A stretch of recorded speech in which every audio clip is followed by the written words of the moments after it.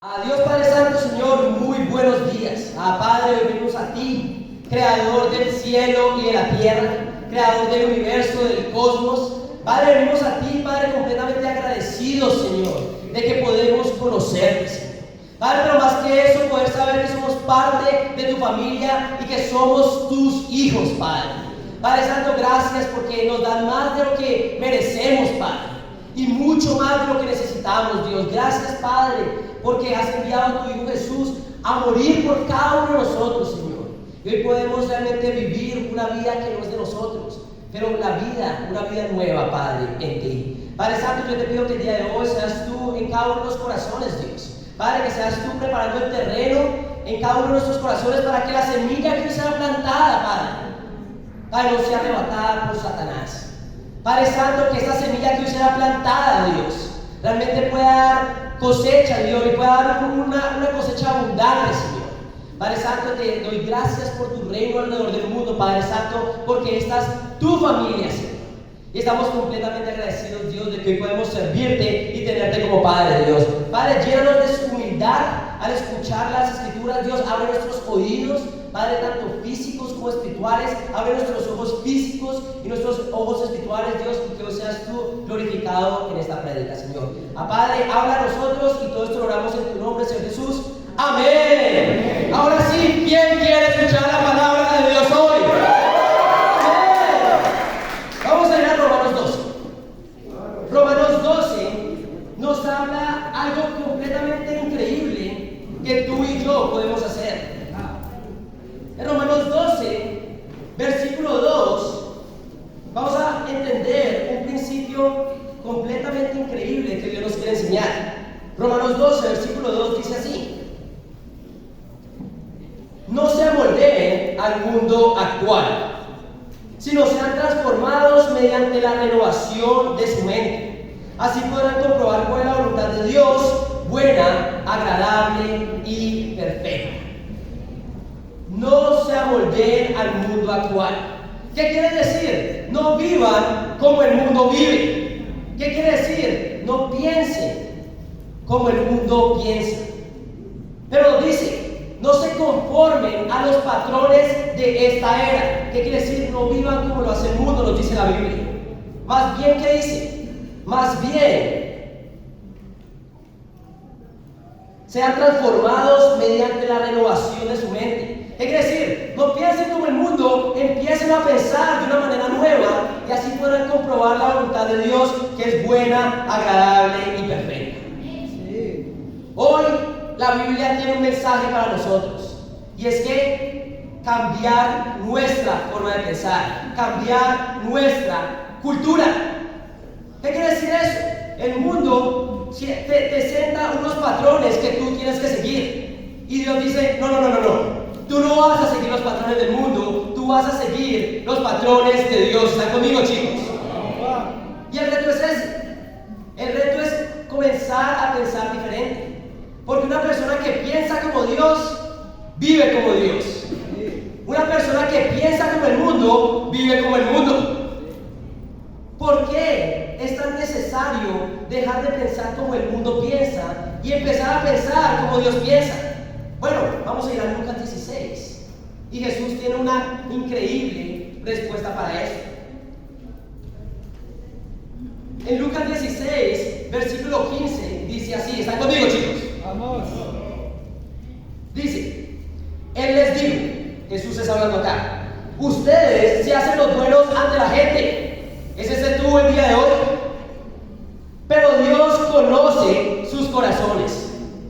Desen cuenta de que aquello que la gente tiene en gran estima es detestable delante de Dios.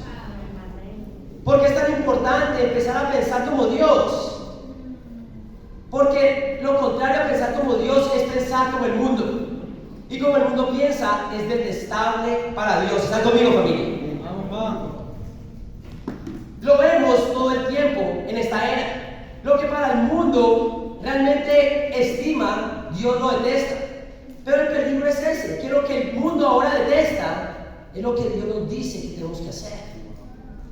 Y lo vemos todo el tiempo. El mundo quiere enseñarte a amar el dinero. ¿Están conmigo, chicos? Vamos. El mundo tema del dinero.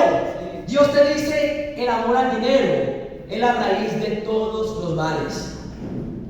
El mundo te dice, sal allá afuera para que puedas ser reconocido, para que seas admirado y exaltado. Dios te dice, el que quiera ser exaltado será humillado, pero el que se humille será exaltado.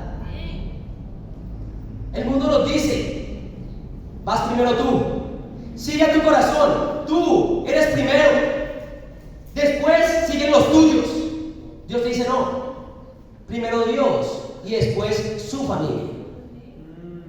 Los patrones del mundo están completamente al revés, familia, y este mundo está patas para arriba. ¿Están conmigo, chicos? El mundo nos quiere hacer pensar como el mundo actúa. Y como discípulos de Jesús, nuestro reto es cambiar la cultura por la cultura de Dios. El título de mi clase hoy es Cambiando la cultura. ¿Ven? Vamos a ir a Filipenses 4. Y este va a ser el texto principal del día. Filipenses 4.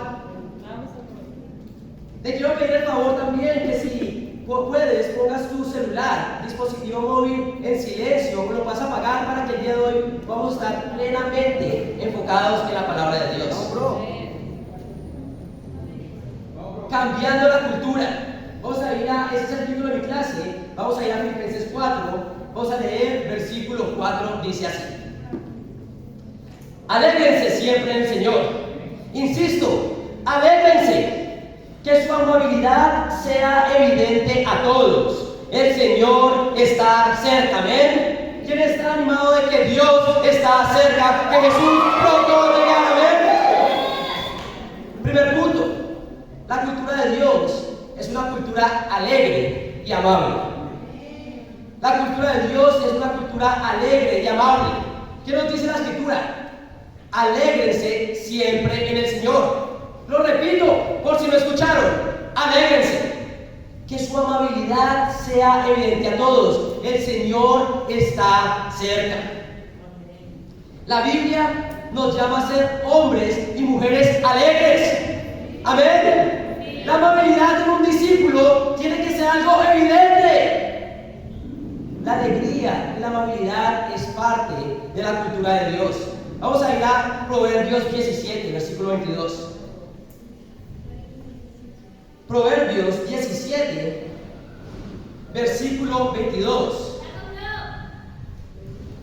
La cultura de Dios es alegre y amable. Proverbios 17, versículo 22, vemos acá un discípulo de Jesús, una persona que realmente imita a Jesús, es una persona alegre, es una persona amable, no de vez en cuando, sino siempre.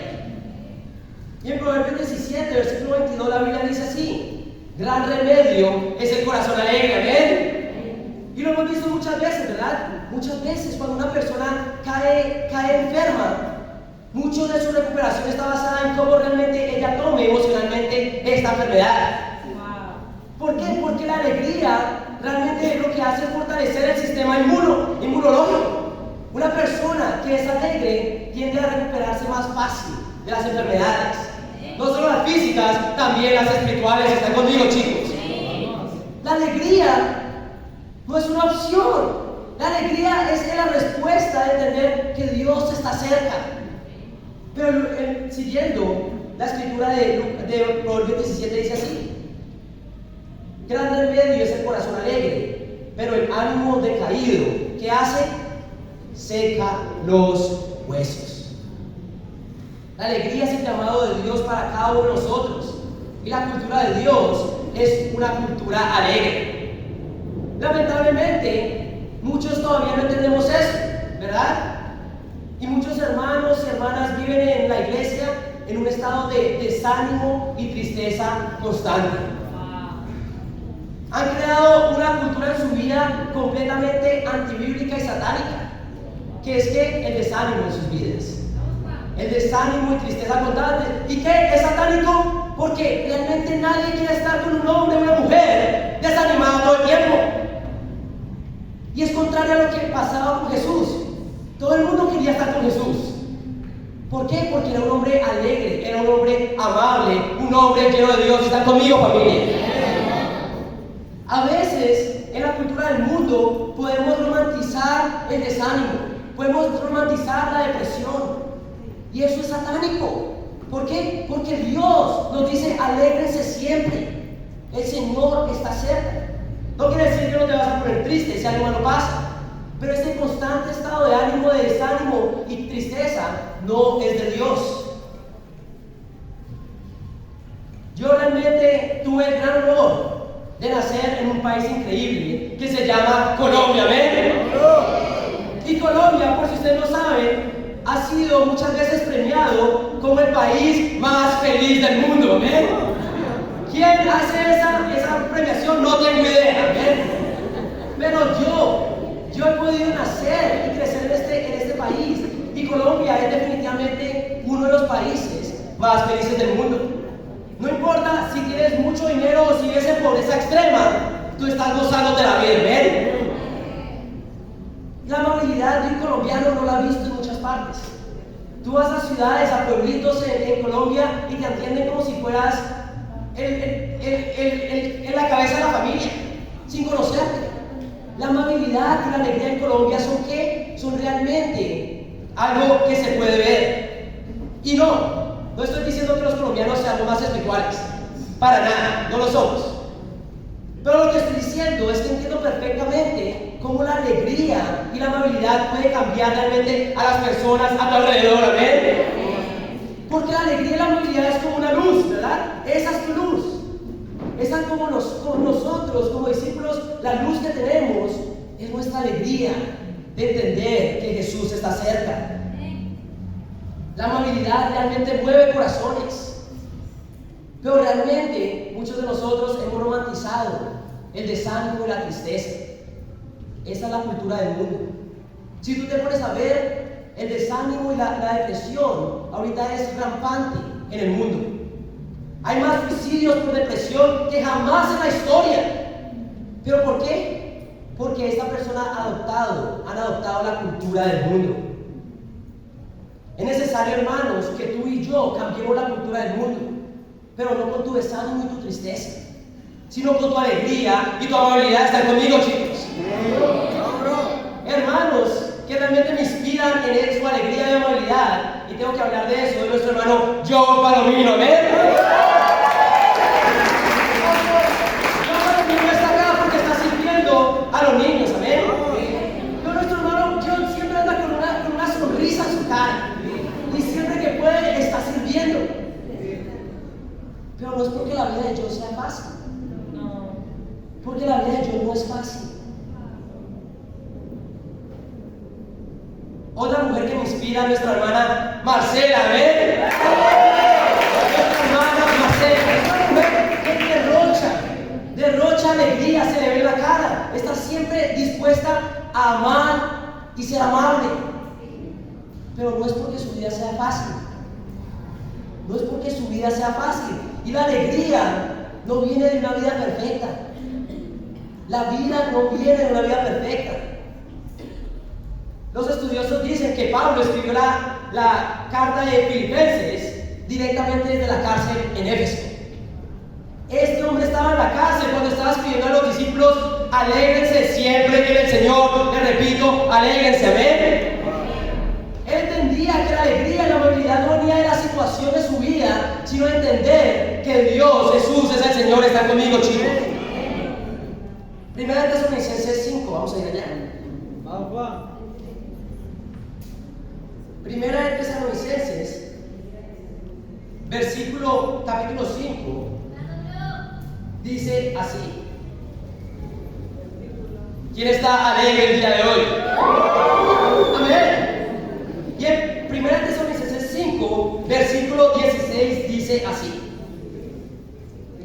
estén siempre alegres. Nuevamente, estén siempre alegres. Oren sin cesar, den gracias a Dios en toda situación, porque esta es su voluntad para ustedes en Cristo Jesús. Amén.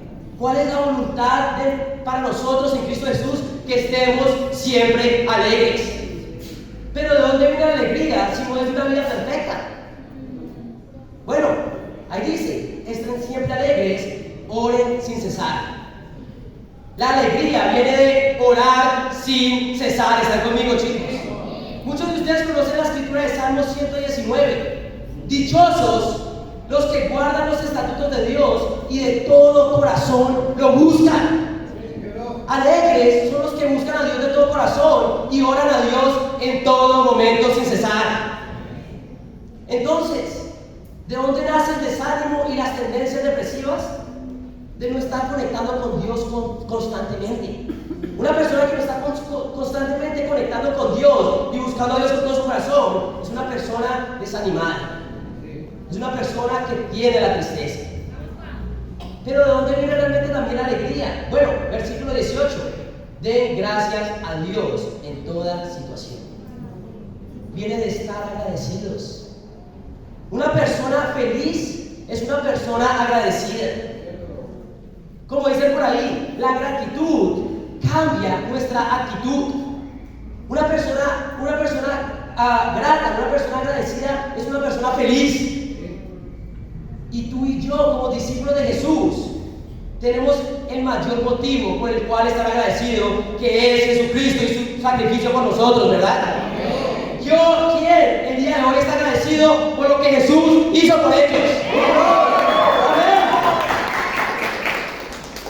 Una persona agradecida es una persona feliz. Una persona agradecida es una persona amable y alegre.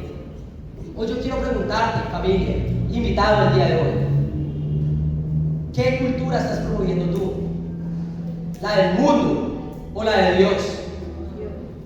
¿Estás realmente alegre la mayoría del tiempo o estás desanimado la mayoría del tiempo? ¿Es tu amabilidad realmente evidente a los demás? Hoy, familia, vemos que la voluntad para Dios, la cultura de Dios, es una cultura alegre y amable. ¿Están conmigo, chicos? Vamos a volver a Filipenses 4. Filipenses 4, y seguimos en nuestro texto principal en versículo 6. Déjenme saber dónde están ahí, chicos. Filipenses 4, versículo 6 dice así: no se inquieten por nada, más bien en toda ocasión, con oración y ruego, presenten sus peticiones a Dios y denle gracias. Nuevamente, peticiones a Dios. Nuevamente, denle gracias a Dios. Y la paz de Dios, que sobrepasa todo entendimiento, cuidará sus corazones y sus pensamientos en Cristo Jesús. Dice, no se inquieten por nada. Y yo quiero preguntar el día de hoy, ¿quién tiene problemas acá el día de hoy? Ok. Si tú no tienes problemas, estás diciendo mentiras. Mateo 6, 34, ¿ven? Cada día tiene ya sus propios problemas. La Biblia nos llama a no estar inquietos por nada, pero no dice no inquietarse, no viene de no tener problemas, porque problemas tenemos todos los días. Pero dice, con oración y ruego, presenten sus peticiones a Dios. La reacción normal de las personas en el mundo es preocuparse, inquietarse por todo tipo de cosas. Se preocupan por la familia, se preocupan por su trabajo, se preocupan por la iglesia, se preocupan porque esto o porque aquello, se preocupan porque sí y porque no, pero también porque tal vez. Se inquietan por todo. Y la cultura del mundo nos enseña a estar inquietos por todo tipo de cosas. Y ya, cuando ha llegado a lo último, que no puedes más, pide ayuda. Cuando tú no puedes más y ya literalmente estás en el suelo y en un hueco, pide ayuda. Bueno, la cultura de Dios no. La cultura de Dios es buscar ayuda siempre, en cada momento. Por eso la cultura de Dios, mi segundo punto, es una cultura de dependencia a Dios. La cultura de Dios es una ¿qué? Una cultura de dependencia a Dios. Dice, en todo momento, con oración y ruego, presenten sus peticiones a Dios. Una mujer y un hombre que realmente piensa como Dios, como la cultura de Dios, realmente es un hombre y una mujer que siempre está yendo a Dios por ayuda. Amén. Pero una persona que piensa como el mundo trata de siempre hacer las cosas a su manera y con sus propias fuerzas. Eso tiene un nombre y se llama orgullo. Y Dios odia el orgullo y se opone al orgulloso. Por eso es que la cultura de Dios es una cultura de dependencia a Él. Y hoy yo quiero ser abierto con ustedes, familia. ¿Puedo ser abierto con ustedes? Hoy, con un poco de vergüenza y tristeza, yo tengo que aceptar que en mi vida como discípulo, ha sido mi lucha número 1. Ir a Dios en momentos de necesidad. Y eso no tiene un nombre como de antes, se llama orgullo. Muchas veces me ha costado ir a Dios cuando estoy inquieto, cuando estoy preocupado, cuando estoy cargado. Y trato y sigo luchando con mis fuerzas y Dios hace algo increíble que es oponerse a mí para que yo caiga de cara al suelo a orar a Él. Ayer fue un día de esos. Ayer yo me quedé orgulloso. Ayer yo estaba pasando por situaciones, de pronto se podrían decir, un poco difíciles, cuestiones familiares. Estaba cargado de cosas y responsabilidades. Y yo decía, no voy a Dios porque tengo mucho que hacer. ¿Ya ha pasado eso?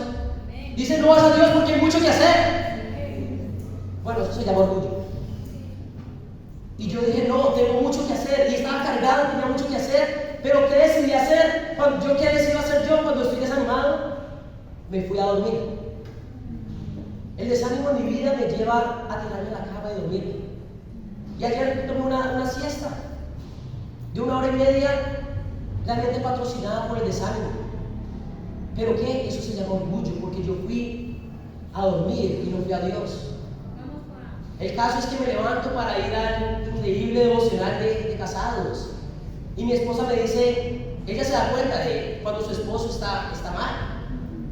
Y ella me dice, ¿qué te pasa? Y yo le respondo, estoy cargado, me pasa esto. Y ella me dice, ¿quieres orar? Yo digo, no. Mi excusa era porque estamos en un taxi. Entonces no es un buen momento para orar. ¿Les ha pasado eso? Que saben que tienen que orar, pero no es un buen lugar para orar. Bueno, eso se llama orgullo. Pero yo le digo a mi esposa, ora tú. Y ella comienza a orar en voz alta, en el carro.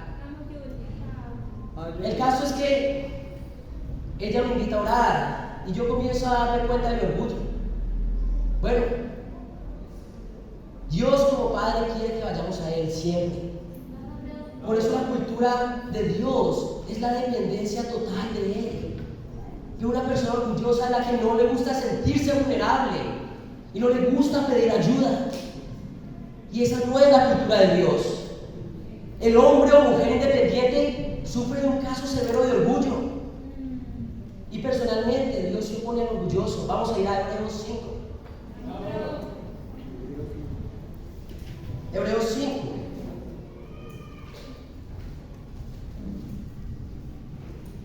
Vamos a leer versículo 7. Hebreos 5, versículo 7. Dice así: en los días de su vida mortal, Jesús ofreció oraciones y súplicas con fuerte clamor y lágrimas al que podía salvarlo de la muerte, y fue escuchado por su reverente sumisión.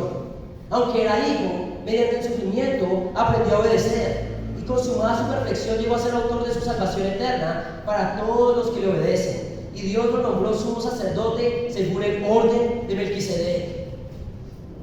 Tú y yo hoy tenemos salvación porque Jesús no fue independiente.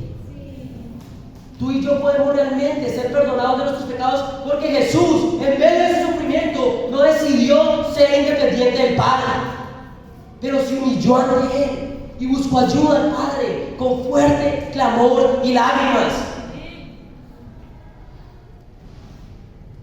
¿Por qué Jesús, siendo Dios mismo, Él esperó que el Padre lo salvara? Y me pone a pensar, familia, ¿quién soy yo al lado de Jesús? Si Jesús, siendo Dios, se mostró completamente dependiente y humillado al Padre, ¿quién soy yo para no querer ir a Dios en mis momentos difíciles? ¿Quién creo que soy yo? Más que un perro, una pulga. Realmente no existo al lado de Jesús, pero a veces decidimos no depender de Dios. Yo no puedo salvarme a mí mismo, Jesús sí, y no escogió hacerlo. Jesús podía controlar la situación y yo no. ¿Por qué no voy yo a Dios? Yo no sé qué va a pasar en 5 minutos. Jesús sabía todo lo que iba a pasar. Me avergüenza ver la clase de oscuridad que existe en mi corazón. Y se lo digo a ustedes, hermanos, para que oren por mí. Yo no quiero seguir así. Me da asco realmente ver tanta oscuridad que existe en el corazón de un humano al creer que no necesita de Dios. Están conmigo, hermano. Pero hoy doy gracias a Dios porque Él se opone al orgulloso. Y realmente Dios me ha enseñado. La mañana del día de hoy ha sido más difícil que el día de ayer. Y lo único que me ha hecho es llevarme a Dios y tirarme al suelo. Y hoy estoy animado, y estoy alegre, y quiero arrepentirme. ¿Están conmigo, hermano? Nada mejor que ir y tirarse al suelo y orar a Dios. Pero no esperemos a que sea por la humillación de Dios que tengamos que caer al suelo, sino humíllate siempre en los momentos de inquietud. ¿Están conmigo, hermanos? Y la cultura de Dios es una cultura de dependencia a Él. Pero vamos a ir a 1 Corintios 12.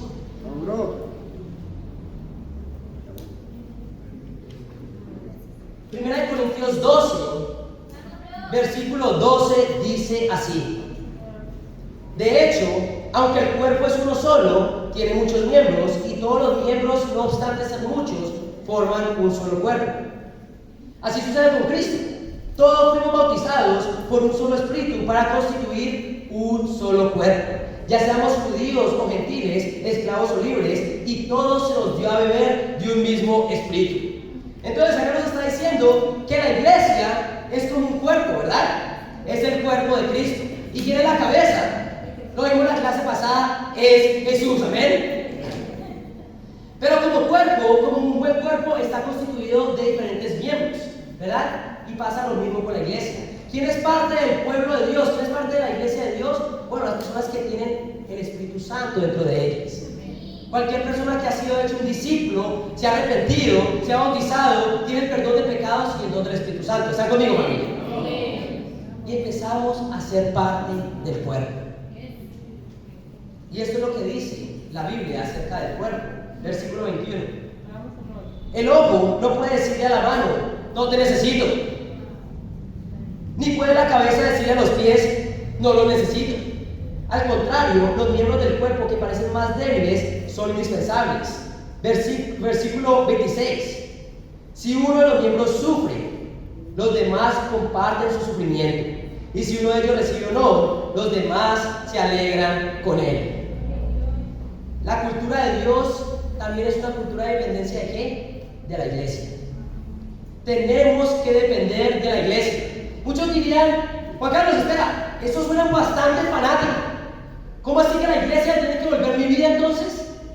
Bueno, como Dios tiene que ser tu vida, la familia de Dios tiene que ser parte esencial de ella también. Y necesitamos unos de los otros. Satanás, por el contrario, quiere hacerte creer que tú simplemente puedes venir acá sin tener relaciones profundas con las personas. Satanás quiere hacerte creer que tus hermanos no tienen que ser personas que estén constantemente envueltas en tu vida. Él no quiere que busques ayuda de ellos, ni que ellos te ayuden a ti. Él quiere que te tragues sus problemas y, si es posible, comiences a aislarte de tus hermanos. Y que comiences a buscar ¿qué? La independencia. Muchas familias han caído en esa trampa. La trampa de la independencia. Pasamos por problemas, dificultades, ¿y qué? Comenzamos a lidiar con ellas solos. Dejamos de comentárselas a nuestros hermanos, porque creemos que existe tal cosa como algo privado de nuestras vidas cuando de problemas se trata. No, porque si uno sufre, todos sufrimos. ¿Y cómo realmente yo puedo sufrir por los problemas de César? Cuando yo sé de los problemas de César.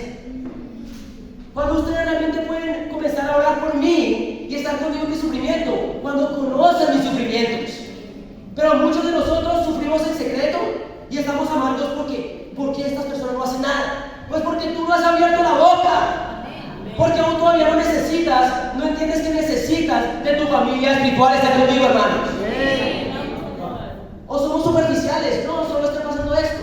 Estás que te mueres en tu casa, pero no, las cosas van mal. Ahí voy. Eso se llama orgullo. Cuando no entiendes tu necesidad de Dios y de tu familia espiritual. ¿Y después de qué? Después de que dejan de luchar por la conexión con su familia espiritual, dejan de conectar con Dios también. ¿Y en qué terminan estas personas? ¿En qué terminan muchas veces lo que algún día fueron discípulos? Saliendo de la iglesia pensando que puedes tener una relación con Dios sin estar dentro de la iglesia.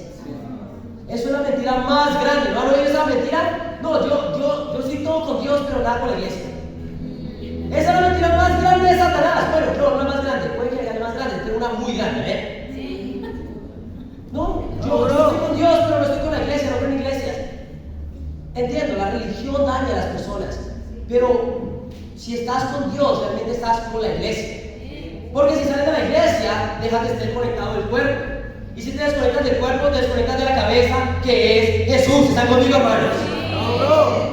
Otros dicen, ok, sí, tengo que ir a una iglesia, y se van a otra iglesia, donde la cultura de independencia es aceptable, donde simplemente puedo ir a las reuniones, pero no tengo que conectar con las personas, donde simplemente voy allá a escuchar la palabra, pero no tengo que crear relaciones profundas. Esas son las organizaciones religiosas de allá afuera, que dicen hablar de Dios, pero la cultura es su cultura del mundo, independencia. Un miembro no sobrevive si no está con el cuerpo. Y que un miembro del cuerpo se vaya, duele, ¿verdad? Imagínate que te corten un dedo. ¡Wow! Eso duele muchísimo. Pero yo te digo una cosa, sin un dedo el cuerpo sobrevive. Sin el cuerpo, ese dedo no. Por lo tanto, que un miembro de la iglesia se vaya duele mucho, pero ese miembro muere. Hoy quiero preguntarte, ¿cómo estás lidiando con tus relaciones? ¿Hoy estás pidiendo ayuda constantemente a Dios y a tus hermanos? ¿O has caído en la cultura del mundo de independencia? ¿Eres una persona que realmente se puede decir que estás dependiendo de Dios en los momentos difíciles y de tu familia? ¿O eres de esos que te gusta decir, no, yo quiero lidiar con esto solo?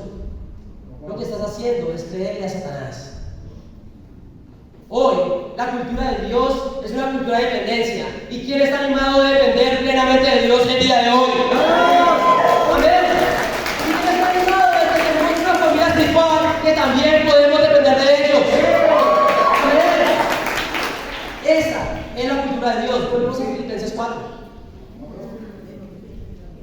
Filipenses 4, y ya el último punto para terminar. Vamos a ir a versículo 8.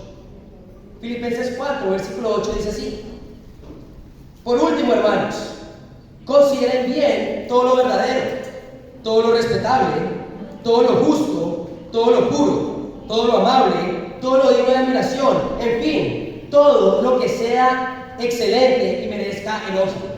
Esta escritura es increíble porque en otras traducciones dicen, en estas cosas piensen.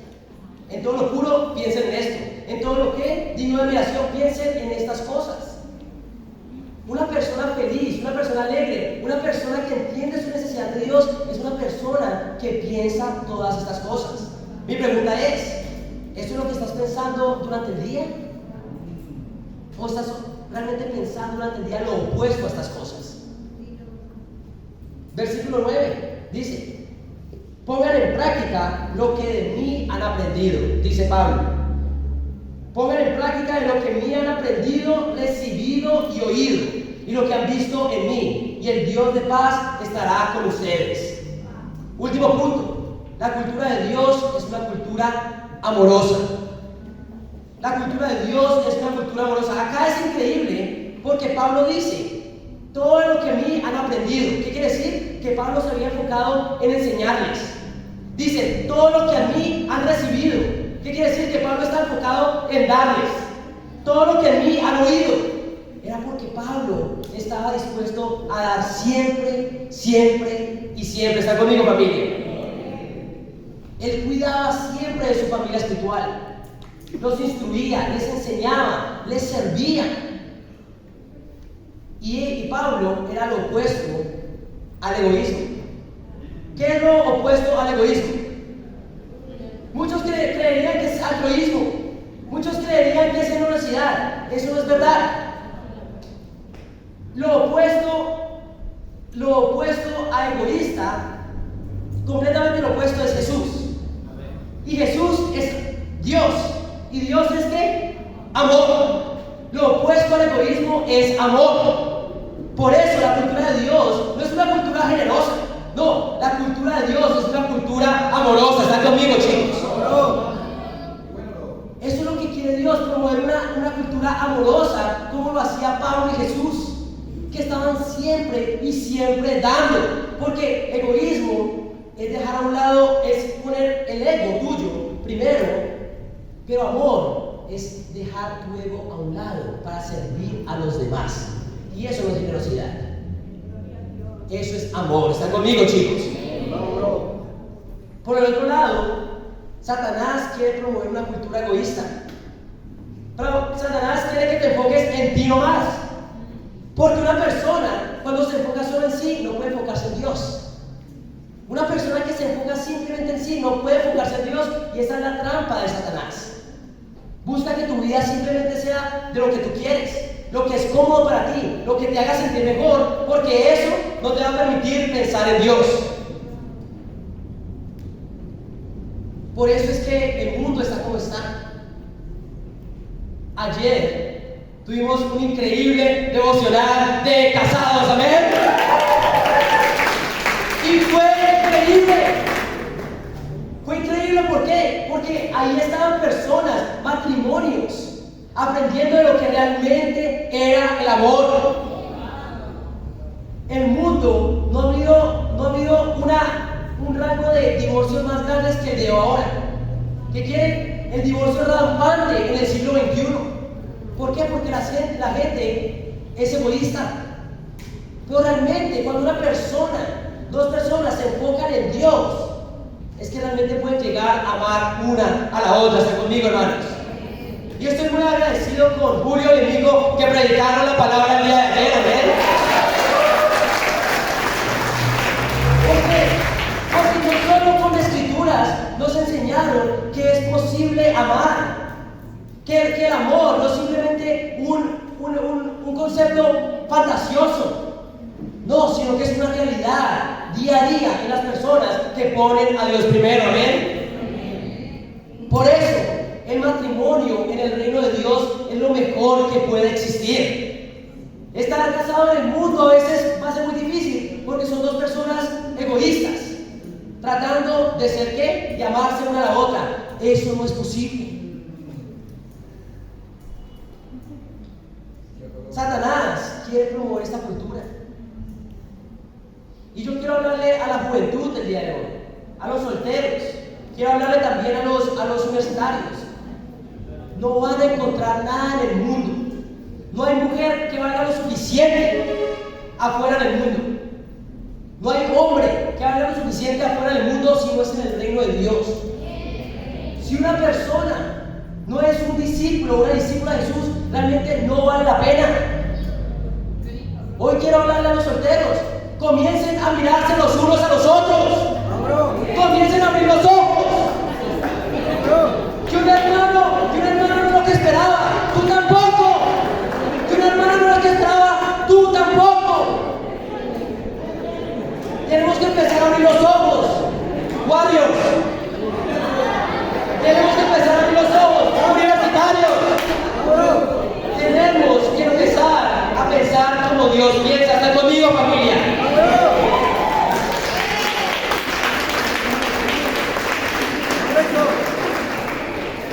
Por eso es que la juventud en el mundo está tan, como dicen por acá, malograda.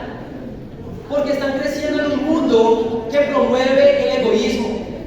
Piensa en ti, piensa en tus sueños, piensa en tus deseos, alcánzalos como el lugar, sin darse cuenta que el éxito espiritual con Dios es mejor que el personal. Y por eso yo quiero levantar a el grupo de Convictus también, ¿ven? Porque son los universitarios. Porque a pesar de la basura que existe en campante, estos son jóvenes que aunque tienen que estar viendo día a día la cultura del mundo, se han enfocado en Dios. Y han pensado más en Dios que en ellos. Y por eso el día de hoy, Marjorie será bautizada. ¿Ven?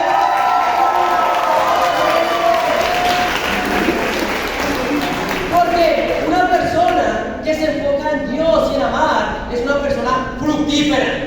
Y los universitarios lo son. El amor salva vidas.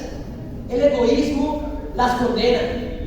El egoísmo condena las almas. Como discípulos tenemos que cuidarnos del egoísmo.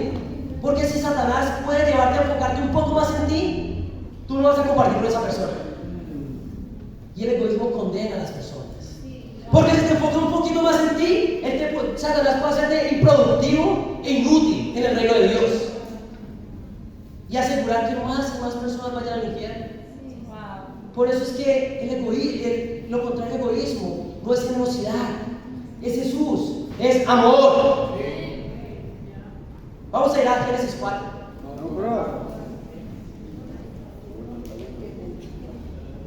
Génesis 4. Vamos a leer.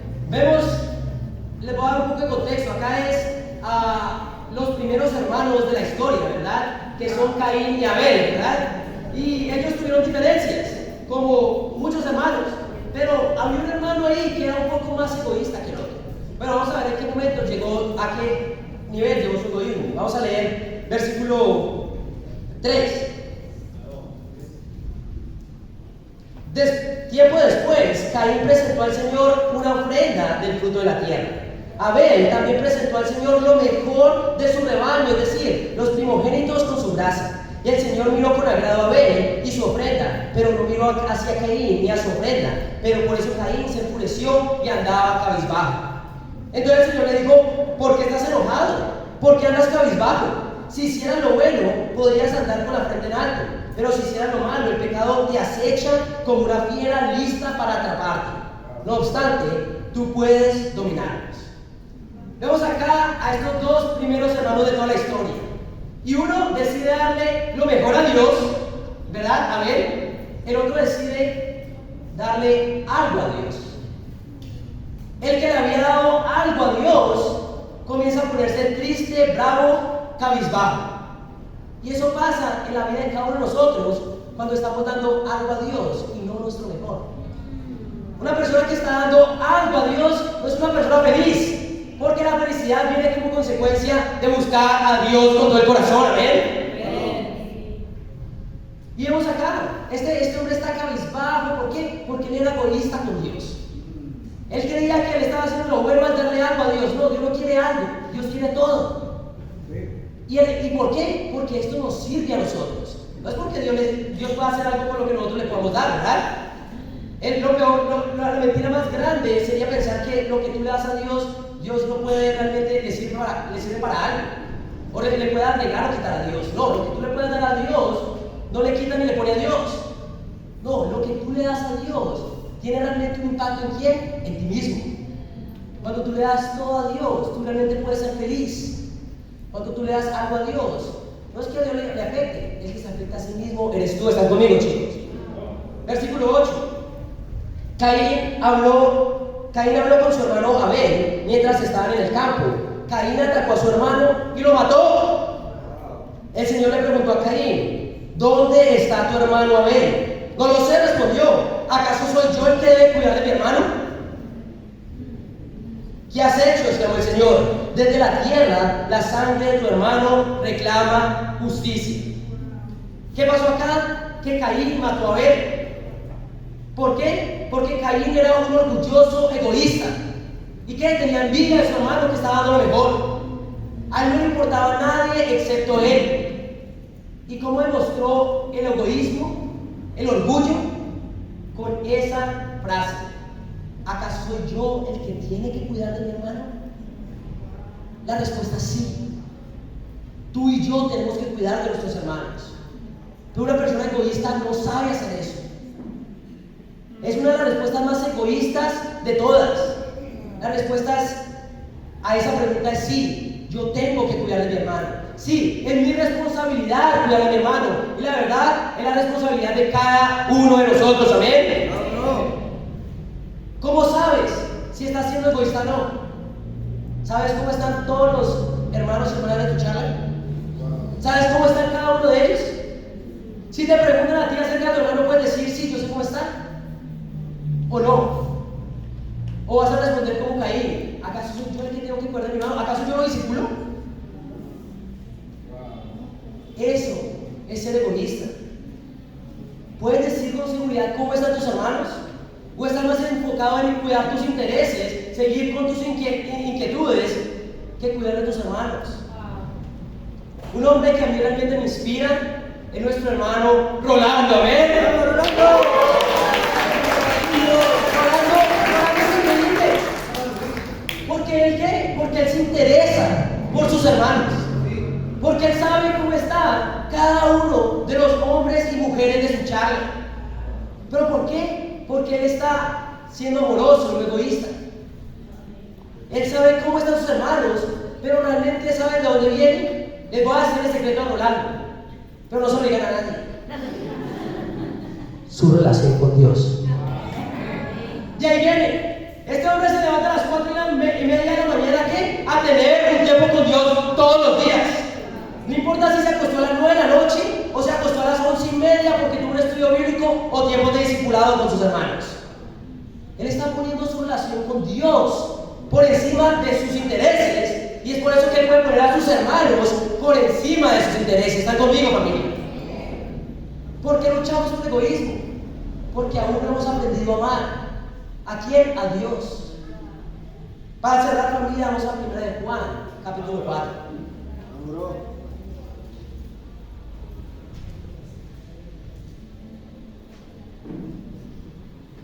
Primera de Juan, capítulo 4, vamos a leer el versículo del 7 al 8. Deben saber, familia, cuando estén ahí. Vamos. Primera de Juan 4, versículo 7 al 8 dice: queridos hermanos, amémonos los unos a los otros, porque el amor viene de Dios, y todo el que ama ha nacido de Él y lo conoce. El que no ama no conoce a Dios, porque Dios es amor. Así manifestó Dios su amor entre nosotros, en que envió a su Hijo unigénito al mundo para que vivamos por medio de Él. En esto consiste el amor, no en que nosotros hayamos amado a Dios, sino en que Él nos amó y envió a su Hijo para que fuera ofrecido como sacrificio por el perdón de nuestros pecados. Dice que nos amamos los unos a los otros porque Dios es amor. Y todo el que ha nacido de Dios ama a sus hermanos. Pero ¿por qué una persona no ama a sus hermanos? Porque no ha aprendido a amar a Dios. Pero la Escritura dice, el amor no se basa en lo que nosotros le damos a Dios. El amor se basa en lo que Dios ya hizo por nosotros. Entonces, tú no amas a tu hermano porque no amas a Dios, pero no amas a Dios porque no has entendido cuánto Dios te ama a ti. Cuando tú entiendes cuánto Dios te ama a ti, tú empiezas a amar a Dios. Y cuando empiezas a amar a Dios es cuando empiezas a amar a tu hermano. No te sientas culpable por no amar a Dios. No es un problema de egoísmo, es un problema de ignorancia. ¿De qué? La ignorancia del amor que Dios te tiene a ti el día de hoy. Es más fácil dejar la ignorancia que el egoísmo. Y cuando dejas al lado la ignorancia y decides aprender del amor de Dios, es que puedes dejar a un lado tu egoísmo y empezar a amar. Estar conmigo, familia. Hoy, el llamado es que podamos amar a nuestros hermanos como lo hacía Pablo, de lo que me han oído, de lo que de mí han recibido, de lo que yo les he dado. Amar como Pablo es amar como Jesús también. ¿Y cómo es? Sacrificando por tus hermanos. Hoy quiero animarte el día de hoy, familia. ¿Cómo podemos amar a nuestros hermanos? Llegando temprano a las reuniones, ¿bien? Eso es amar a Dios y amar a los hermanos. ¿Cómo? Sirviendo cuando estamos acá. Hay personas que aún todavía se sientan y no se mueven de su asiento, no van y le hablan a nadie. O dos cosas: o eres un invitado, o eres un hombre que todavía no entiende el amor de Dios en su vida. Yo quiero animarte a empezar a amar. En conclusión, familia, el mundo está patas para arriba. ¿Están conmigo, chicos? Y lo que el mundo estima, Dios lo detesta. Y por eso Dios nos llama a cambiar nuestra forma de pensar. No se amolden al mundo actual. Dios quiere que cambiemos la cultura del mundo por la cultura de Dios. ¿Amén? ¿Y qué es parte de la cultura de Dios? Bueno, la cultura de Dios es una cultura alegre y amable. ¿Amén? ¿Quién está animado para empezar a mostrar su alegría a todos? Sí.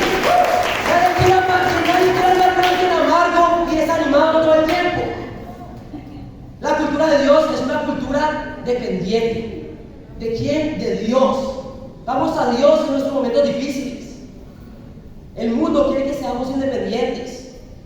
La cultura de Dios es una cultura amorosa. Porque lo contrario egoísta no es la generosidad, es el amor. En el mundo hay una gangrena llamada egoísmo que corrompe los corazones de las personas, el pensar en solo en ti. Pero la cultura de Dios nos enseña a amar.